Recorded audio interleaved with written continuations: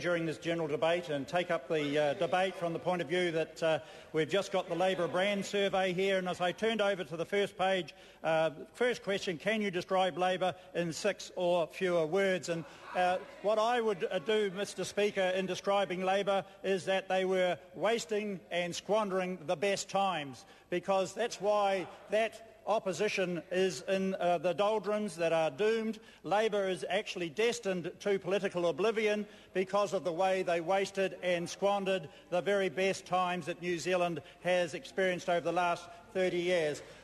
When that member from the other side sat down, it really did identify the problem that they have over there in the opposition benches. Is it's very much like an empty drum. When it's beaten, it only creates confusion. So what we see occurring in the House at the moment, Mr Speaker, is that there is a clear choice for New Zealanders, a clear choice of whether we want a focus, direction and purpose, or whether we will again look at what Labor had to offer. And what was it? There was no clear message at the moment, no direction. Well, there wouldn't be any of that because, Mr Speaker, what we saw over the last 9 years was a waste squandering of the very best times, and it would be easy to go into how that occurred when we look at education, health and law and order. But really the problem that the opposition has, Mr Speaker, is at the top, because we know that when you do get confusion and disarray, it is all at the top. And the problem that they have is a demoralised leader who has a difficulty with identifying himself, and it is likewise with the front bench. Phil Goff once used to lead off the government's debate when they were in government. He was considered a big hitter, even though he was outside of the country most of the time. However, leadership doesn't necessarily fit well, Mr Speaker, with people when they move into another role. And what we've seen with Phil Goff is that effectively he's come in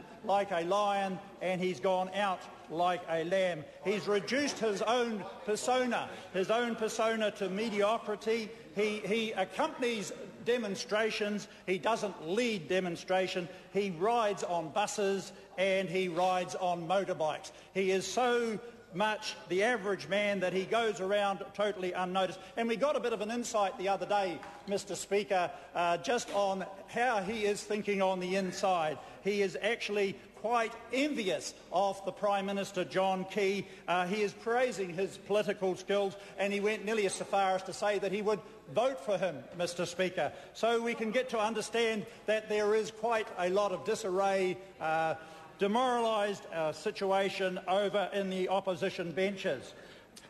I'd have to say one thing for Phil Goff, though, is that he is willing to learn, but when you look at the rest of the front bench, they haven't yet realised that they are in opposition.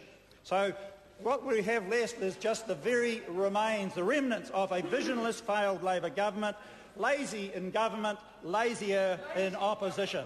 But on the other side that we have the government that says that it has clear messages, well-designed plans, and is working on those focus plans to restore this country's economy. And of course, who's doing that but a national-led government? Taxation. Let's have a look at taxation. There's no better way, in my view, to leave money in the provinces and the regions than to leave the money with the people who have worked hard to earn it. Whether they be wage earners, whether they be employers, whether they be investors. When you send money to a government department, you're expecting a blind faith to be exercised that it will be used in the best possible way. So we are looking forward, Mr Speaker, to a budget on May the 20th that will actually reset the incentives for taxation to around enterprise, hard work, investment, saving, everything that is contrary to what Labor did when it was in government, encouraging speculation, encouraging sloth and poor practice. So we are very enthusiastic with regards to May the 20th, when we will see a major step forward.